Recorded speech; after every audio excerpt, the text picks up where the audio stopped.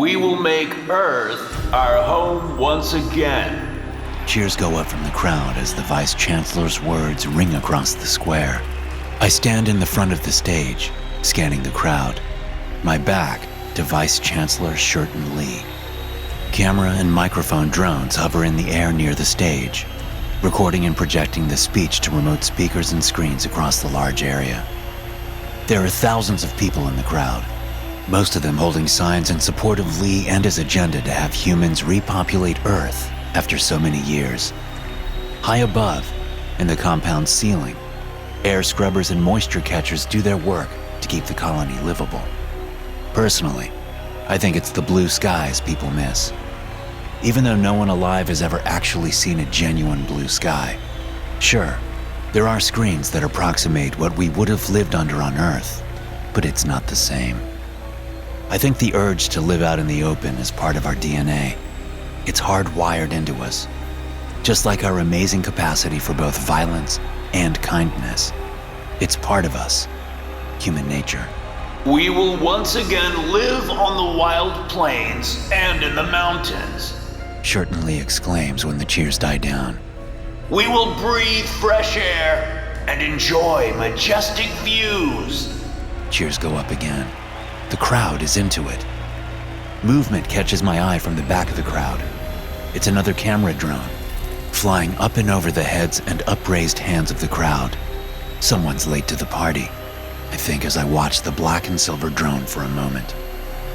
A sudden jolt of unease ripples through my gut. Something's wrong with that drone. It's not slowing as it approaches the other media drones. I turn, watching it, words of warning just forming on the tip of my tongue. But I'm too late. The other security guards on the stage see it too, but their reactions aren't any faster than mine. The Vice Chancellor glimpses it at the last moment and ducks. It's no good. The drone explodes just over the podium. The air fills with smoke as the directed blast slams into Lee, blowing his face apart in a splash of gore. I'm up on the stage just after Lee's body falls to a heap. Chaos reigns in the crowd as people run screaming in all directions. All the other security personnel join me. There's nothing we can do. Vice Chancellor Shurton Lee is dead. Somehow, I still have a job the next day. All of us do. The drone shouldn't have been able to even take off in the airspace around the square. The security bubble the tech people set up was supposed to prevent that, unless the drone's ID number was verified and cleared. Strangely enough, the records of each drone's communication with the security system have been erased. The whole thing stinks like a trash reclamation facility. It smells like an inside job. This is why the entire tech staff is now being interviewed by my colleagues. My job is to search through the footage and see if I can find out who launched the drone. I've been at it for several hours now, looking at different angles from various cameras positioned in the habitats around the square. And I think I've just come across something interesting, but it's not exactly what I was looking for. Part of my job when preparing for the rally was to review footage of any incidents around the area in the weeks preceding our event. At a glance, there was nothing strange about the incidents when I first saw them. They were atrocious, sure. People hurting or killing other people is something I'll never understand or get used to. But it's something that I have to live with, as all humans do. One of the incidents didn't mean anything to me at first. I watched it, logged it, and moved on. But now, it definitely means something. The incident involved 3 men. 2 of them attacked a third and killed him for no apparent reason. They beat him with farming tools used in the agricultural domes here on Io, and they left him in the middle of the square, dead. At least, he was reported dead. But now, as I watch footage from the rally, I see that dead man standing at the back of the crowd, alive and well. He looks slightly different. His hair has changed, and he no longer has a beard, but I'm almost positive it's him. So I put in a request to use the tightly controlled facial recognition program developed by law enforcement. Given what happened to the Vice Chancellor, they have no problem letting me use it. And after feeding the program the footage from both incidents, it comes to the same conclusion I have. It's the same man. a man that's supposed to be dead. But from the footage of the rally, he doesn't even look injured. Records show he was deconstructed, his usable organs harvested while the rest of him went for agricultural use. So just what the hell is going on? I command the facial recognition program to find out who the man is by comparing the footage to the colony's records. But the program comes back with an error. So I run it again, and it comes back with another error. So far, this all still reeks of government involvement. But that's not a conclusion I come to lightly. I have to be sure. So I take a different tactic. I tell the program to find the most recent sighting of the man in the colony.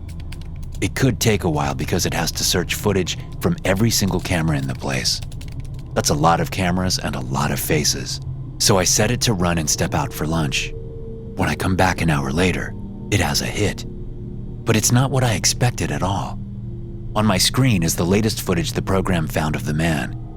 It's from the colony police station, and it shows the man dressed in a uniform. He's a cop. The man has short, dark hair. His crooked nose sets him apart from many others who look similar. He's about average in height and weight.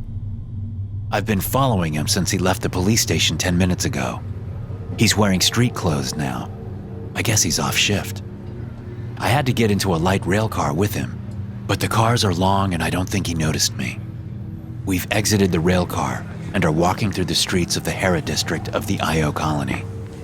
I still have no proof that he had anything to do with the Vice Chancellor's assassination, but my gut tells me he'll have answers. If nothing else, he'll tell me why he faked his own death. The artificial sunlight is dimming, signifying nightfall. The streets of the relatively poor district are crowded with people shopping, chatting, drinking, and getting food from street vendors. But I keep following the man, staying a safe distance behind him.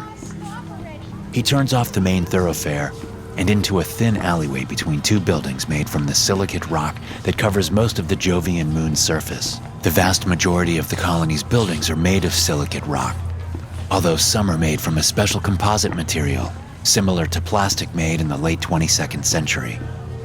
There are two other men in the alley. They're drunkards, arguing with each other over the remnants of a flask of liquor. I pause at the alley entrance as the cop walks past. One of the drunkards asks him for a credit, but the man just ignores him. Something doesn't feel right. My gut is telling me to proceed carefully. I move into the alley past the two drunkards. I shake my head as one of them asks for a credit handout. There's a T intersection up ahead, and the cop turns right at it. I hurry to catch up. I don't want to lose him. But as I get to the corner, I notice that the two drunkards have stopped arguing. I look over my shoulder to see both men standing, staring at me in the middle of the alley. Suddenly, they don't look so drunk anymore. I turn back around, determined to keep following the cop. But as I round the corner, I see him waiting for me there. Hello, Thurman Reed, he says. He knows my name. How? Panic erupts within me. I turn to run the other way, but see that the alley is blocked by construction machinery. A glance back the way I came reveals the two drunkards closing in, their eyes hard, faces set. I'm trapped. I run toward the cop, thinking facing one man is better than two. He doesn't move. In fact, he crouches, waiting for me to come at him. Thinking I'll bowl over him, I pick up as much speed as I can, rushing toward him. But he's fast. He turns, striking me once on the side of the head while simultaneously tripping me. I lose my footing and crash to the hard silicate alley floor. As I'm getting up, an arm wraps around my neck from behind, choking me. I throw an elbow, hitting the man in the gut and prompting a grunt from him. But he still hangs on, his arm tightening around my neck, cutting off my oxygen. I scramble, trying to wrench him off me. But the two drunkards are now upon me. I manage to kick one of them to the floor, but the other one lands a hard right punch to the side of my head. Lights out. I come to sometime later, surprised I'm not dead. I'm also surprised I'm not tied up or locked in some kind of cell. I'm in a comfortable bed, in a furnished room, in what must be a nice place judging by the decor. As I sit up in my bed, the door to the room opens and the cop comes in. Mr. Reed, He says. My name is Sir Yates. As you already know, I'm a police officer. And it's fair to say, you're quite the detective yourself. What is this? I ask, gently touching the knot on my head. This is the day your life changes forever, Yates says. The day you learn the truth. I look at the man, confused. Let's start with something interesting, Yates says, stepping over and grabbing a pop-out chair from against the wall. If you're wondering who killed the Vice Chancellor, I can put that to rest now. It was my colleagues and I. What? I say, disbelieving. Why would the police want to kill the Vice Chancellor? Not the police, Yates says. Although I do work as a police officer, my main job is for the SCP Foundation. Have you ever heard of it? I shake my head, thinking this man is insane. No, of course not, he says. We wouldn't be any good if you'd heard of us. Does this have to do with recolonizing Earth? I ask. Very good, he says. I knew you'd be a good addition to our team. I'm not joining any team of murderers. Yates shakes his head. You don't understand, Reed. We had to kill him. Just like we'll have to kill any other person in power who gets people all riled up about going back to Earth. It can never happen. Why not? I ask. And what does this have to do with you faking your death? Patience, Reed. All will come clear. Just pay attention and stick with me, okay? He continues without waiting for my answer. Human history is full of violence, is it not? War, murder, genocide, since the beginning of recorded history.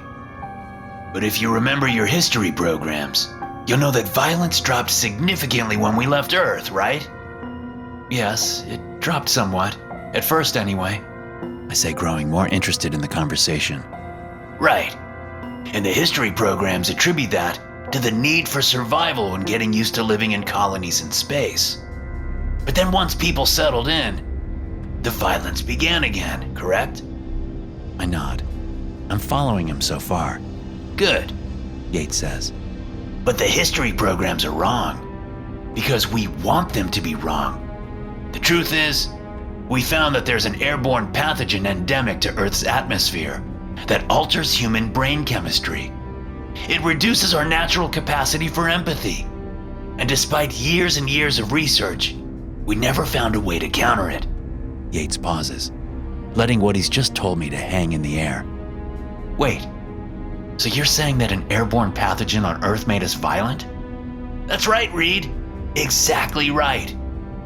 Okay, I say. So, why is there still violence in the colonies? Because we create it. It's not true violence. We have to make it look like human nature is still violent. Why? I ask. What purpose does it serve?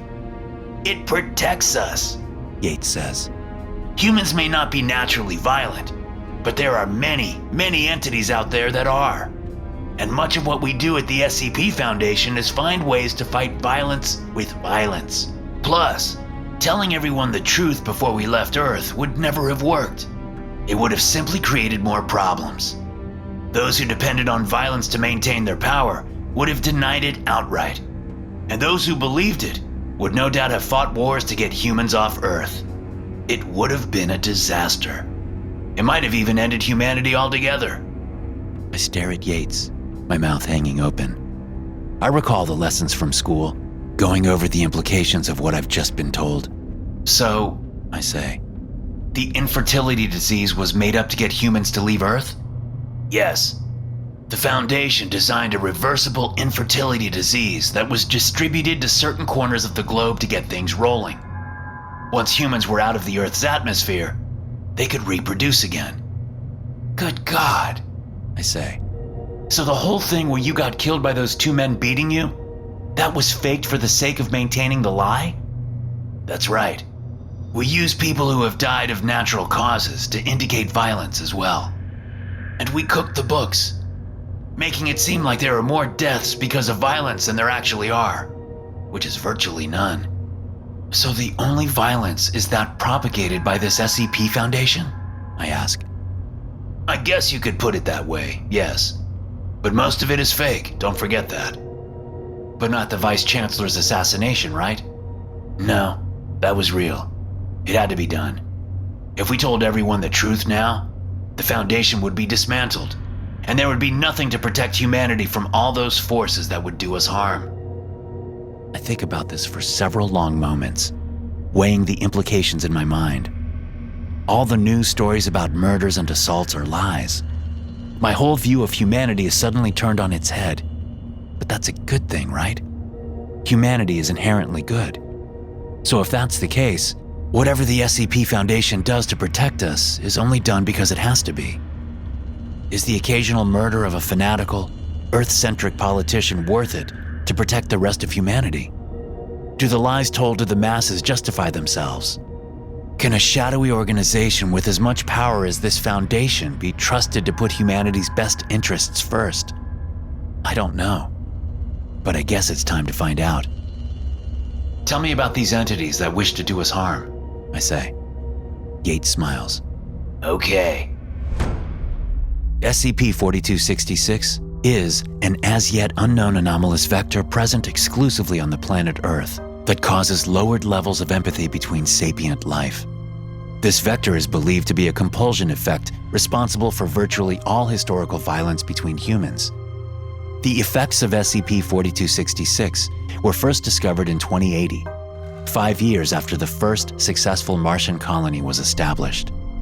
It was noted that the level of violent crime was far below the expected average, despite socioeconomic disparities and complex interpersonal relationships that were previously thought to be factors in such acts. Psychological testing revealed that colonists had massively increased levels of empathy as compared to baselines performed on Earth. This was initially thought to be an anomalous effect of Mars 1, but after similar effects were noted on subsequent colonies established on the Moon, Io, Ganymede, and the various spaceports of the asteroid belt, it was concluded that the effect was indeed localized exclusively to Earth. Hey guys, thanks for listening. Be sure to subscribe to the podcast for more SCP stories like this one. You can also check out some more episodes from the SCP Experience podcast here. I'll see you in the next one.